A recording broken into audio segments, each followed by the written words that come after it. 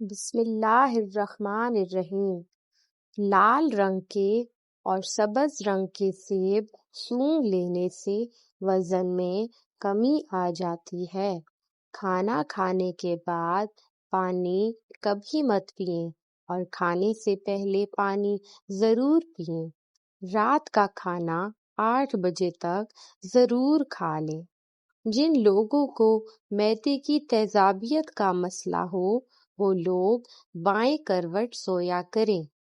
سر کے نیچے 2 نرم تکیے رکھیں اور اپنے سر کو ہمیشہ اونچا رکھیں۔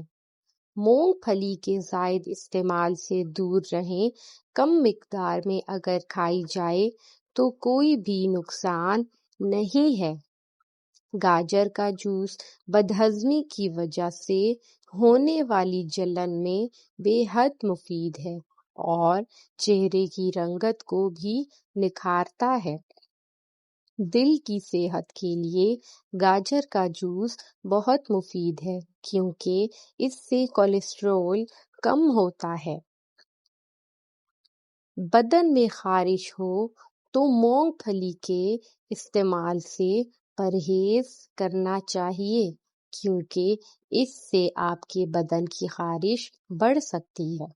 صبح کو زیادہ اور شام کو ہمیشہ کم پانی پئیں ورنہ رات کو زیادہ پیشاب کا مسئلہ ہو سکتا ہے۔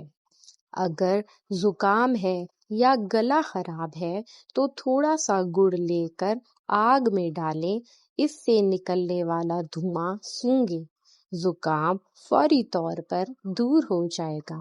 اور گلے کے لیے گڑ میں تھوڑا سا ادرک کا رس ملا کر چھوٹی چھوٹی گولیاں بنا لیں اور اس کو دن میں آہستہ آہستہ چوسا کریں۔ فون کال وغیرہ ہمیشہ بائیں کان سے سنا کریں۔ دوائی کھاتے ہوئے ٹھنڈا پانی استعمال مت کریں۔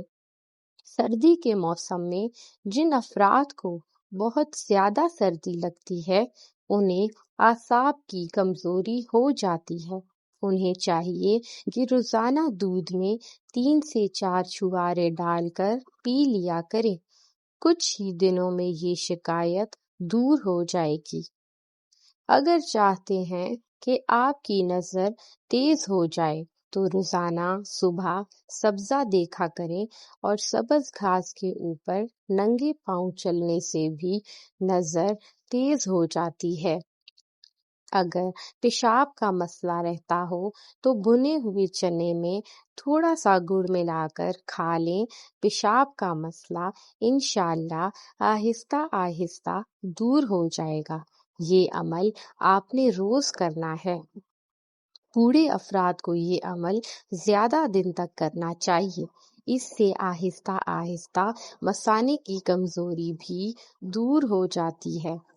موٹی عورتیں اگر نہار منہ کھیرا کھائیں تو دبلی پتلی ہو جائیں گی۔ اگر کھانسی نہ رک رہی ہو تو ملٹھی کی جڑ چوس لیں، کھانسی رک جائے گی۔ شکریہ۔